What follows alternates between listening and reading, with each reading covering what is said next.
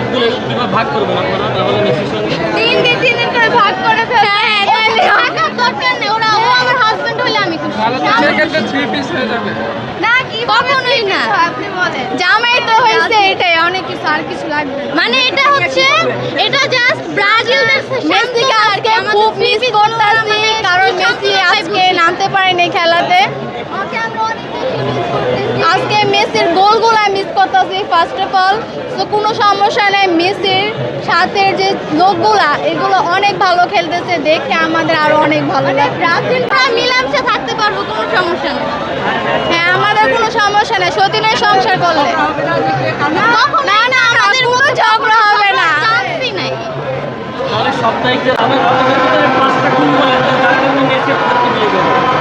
আমাদের গুণ কি মানে ওকে বিয়ে করার মতো আমার যেটা মনে হয় আমাদের কোনো গুণ নাই, মানে আমরা যে এতটা লয়াল, এখনকার জেনারেশনের লয়ালটা অনেকটা, আমরা ওর জন্য যতটা লয়াল আমরা দেখা দিতে চাইছি। মেসি মানে ব্রাজিলটা ভাবতেছে আজকে মেসি নাই আমরা হাইরা যাবো, মানে আমরা ওদেরকে আজকে দেখাই দিব। অলরেডি আমরা 2-3টা গোল দিয়া ফেলছি।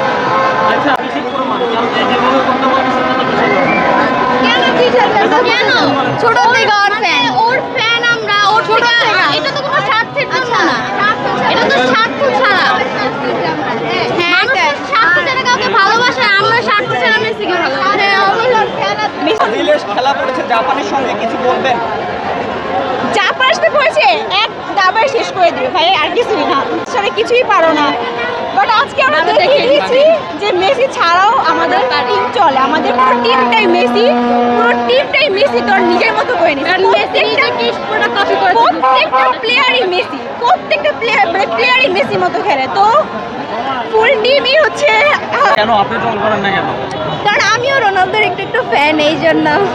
আজকে ফ্রেন্ডের জন্য কষ্ট হচ্ছে কি না? রোনালদো আজকে গোল পেল না এবং ড্র করেছে। না, আমার ফ্রেন্ড অনেক ভালো, ও হচ্ছে আর্জেন্টিনারও ফ্যান, ও হচ্ছে পর্তুগালেরও ফ্যান, এই জন্য প্যারা নাই। কিন্তু ও হচ্ছে মাঝে মধ্যে ট্রল করে মেসিকে আর আর্জেন্টিনাকে, এই জন্য। কিন্তু আমি ওরে নিয়ে কখনো ট্রল করি না। হ্যাঁ, ও দেখেছি।